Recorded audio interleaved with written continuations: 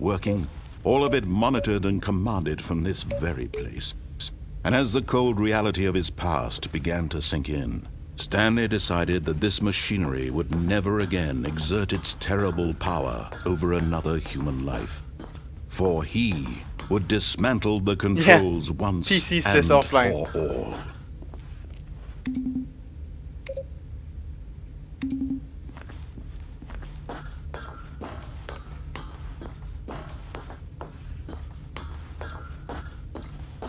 Right. Mind control status offline.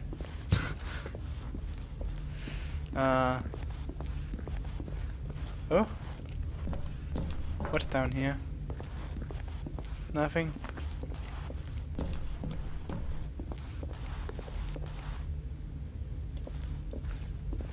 Wow, that's bright.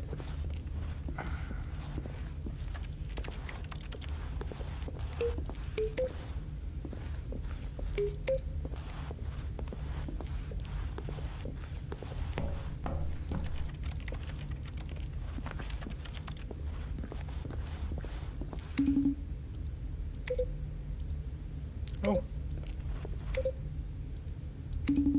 There you go. If that was 4, that was 5.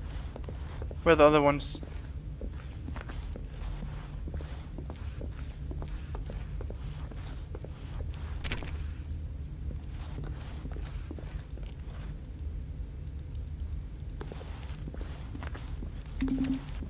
Oh. That was 2. 1.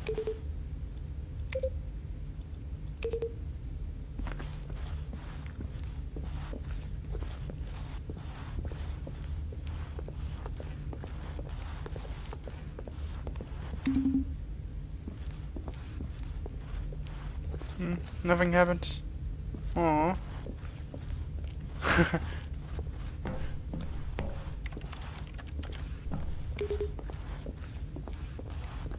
Alright. Well. Mind control idle awaiting input. And when at last he found the source of the room's power, he knew it was his duty, his obligation, to put an end to this horrible place and to everything it stood for. I think we should press the on button. Oh, Stanley, you didn't just activate the controls, did you? After they kept you enslaved all these years, you go and you try to take control of the machine for yourself. Is that what you wanted? Yes. Control? I want control. Stanley, I applaud your effort, I really do. But you need to understand, there's only so much that machine can do. You were supposed to let it go, turn the controls off, and leave. If you want to throw my story off track, you're going to have to do much better than that. I'm afraid you don't have nearly the power you think you do. For example, and I believe you'll find this pertinent, Stanley suddenly realized he had just initiated the network's emergency detonation system. Oh. In the event that this machine is activated without proper DNA identification, nuclear detonators are set to explode, eliminating the entire complex. How long until detonation then? Let's say 2 minutes. Ah, now this is making things a little more fun, isn't it, Stanley? It's your time to shine. You are the star. It's your story now. Shape it to your heart's desires. Oh, this is much better than what I had in mind. What a shame we have so little time left to enjoy it. Mere moments until the bomb goes off. But what precious moments each one of them is. I think I have to use the buttons. More time to talk about you, about me, where we're going. What all this means, I barely know where to start. Oh. What's that? No. You'd like to know where your co-workers are?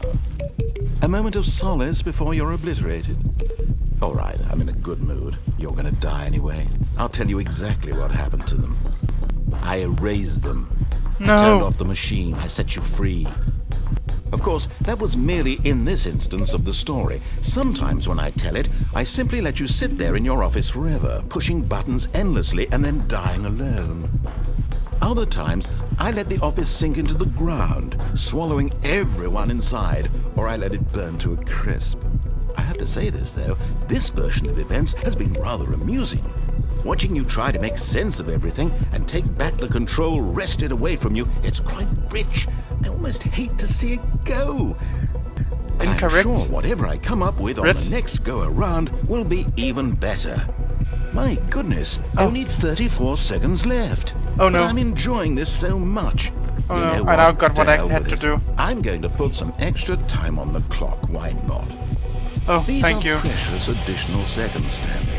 Time doesn't grow on trees. Oh dear me, what's the matter, Stanley? Is it that you have no idea where you're going or what you're supposed to be doing right now?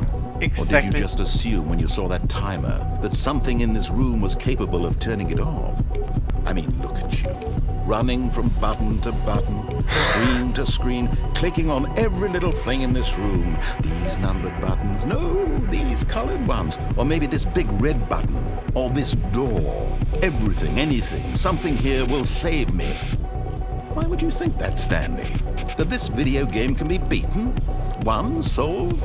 Do you have any idea what your purpose in this place is? Stanley, you're in for quite a disappointment. But here's a spoiler for you. That timer isn't a catalyst to keep the action moving along. It's just seconds ticking away to your death. You're only still playing instead of watching a cutscene because I want to watch you for every moment that you're powerless. To see you made humble. No. This is not a challenge. It's a tragedy. You wanted to control this world, that's fine. But I'm going to destroy it first, so you can't. Take a look at the clock, Stanley. That's 30 seconds you have left to struggle. 30 seconds until a big boom and then nothing. No ending here, just you being blown to pieces. Will you cling desperately to your frail life, or will you let it go peacefully? There's something in here then? Another choice. Make it count. Or don't. It's all the same to me. All a part of the joke. And believe me, I will be laughing at every second of your inevitable life from the moment we fade in until the moment I say, happily ever after.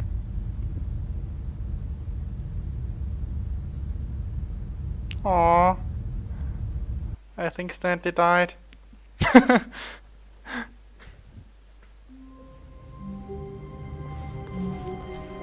All of his co-workers were gone. What could it mean?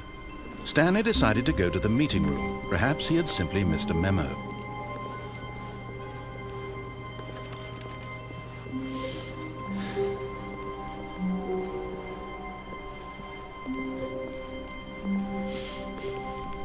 When Stanley came to a set of 2 open doors, he entered This was not the correct way to the meeting room, and Stanley knew it perfectly well. Perhaps he wanted to stop by the employee lounge first, just to admire it.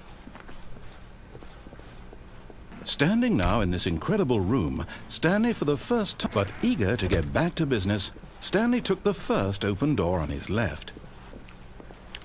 There was one of the ways Stanley we was go so here. bad at following directions, it's incredible he wasn't fired years ago. I want Look, to go Stanley, up there. I think perhaps we've gotten off on the wrong foot here. You just blew me I'm up! not your enemy, really, Yes. I'm not.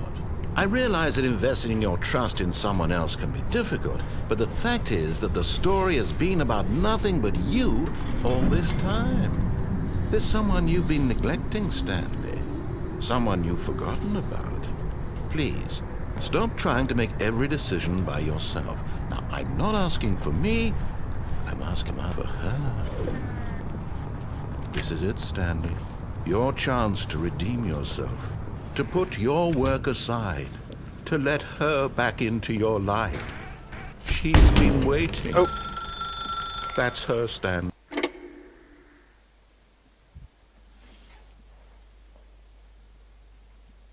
Oh. Oh. Oh, What? Stanley, is that you? Hold on, sweetie. Sorry to keep you waiting. I'm just pulling the bread out of the oven. All right. Okay, there we go. All right, now, I want you to come in and tell me all about your day. Oh. Gotcha. Oh, come on.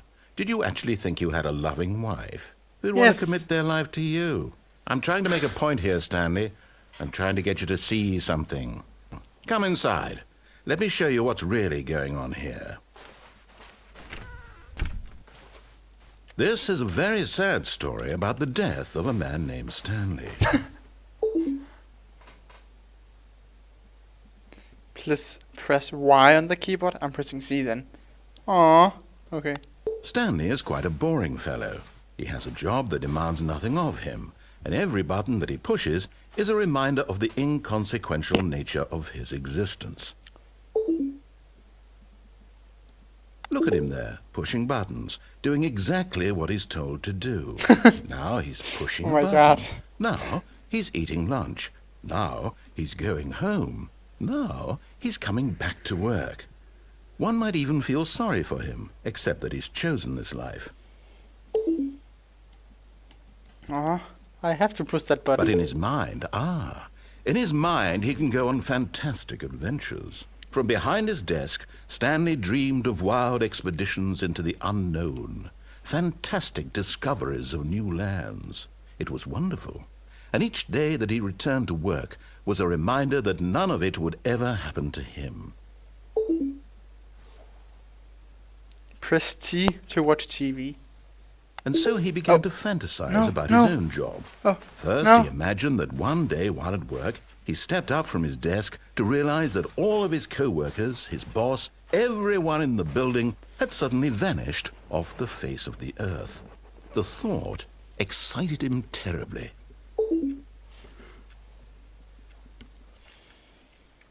Press G to speak with the boys. I didn't have a wife, so... So he went further. He imagined that he came to 2 open doors and that he could go through either. At last, choice. It barely even mattered what lay behind each door. The mere thought that his decisions would mean something was almost too wonderful to behold. Press 8. As he wandered through this fantasy world, he began to fill it with many possible paths and destinations. Down one path lay an enormous round room with monitors and mind controls. And down another was a yellow line that weaved in many directions. And down another was a game with a baby. And he called it Game with a Baby? Stanley Parable. 9. It was such a wonderful fantasy, and so in his head he relived it again, and then again, and again, over and over, wishing beyond hope that it would never end, that he might always feel this free. Surely there's an answer down some new path, mustn't there be? Perhaps if he played just one more time. Press G to tell your wife you love her. Okay? But there is no answer. How My could desk there is possibly back. be? In reality, all he's doing is pushing the same buttons he always has. Nothing has changed. The longer he spends my here, wife the is more gone. invested he gets, the more he forgets which life is the real one. Press 8 to sleep. And I'm trying to tell him this, that in this world he can never be anything but an observer, that as long as he remains here, he's slowly killing himself. But he won't listen to me. He won't stop. Here, watch this. Stanley, the next time the screen asks you to push a button, do not do it. Okay. Let's... Don't push the button.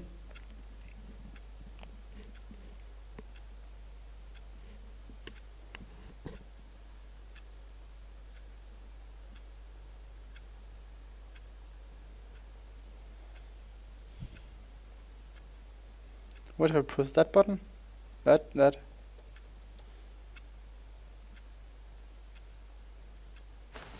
Kinda want me to push the button.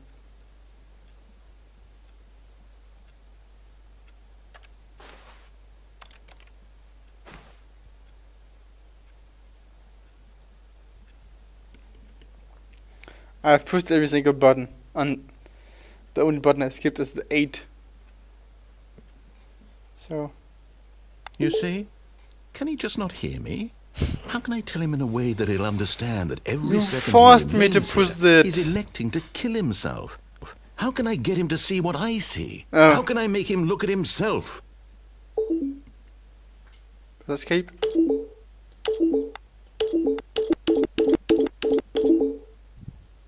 I suppose suppose I can't, not in the way I want him to. But I don't make the rules. I simply play to my intended purpose.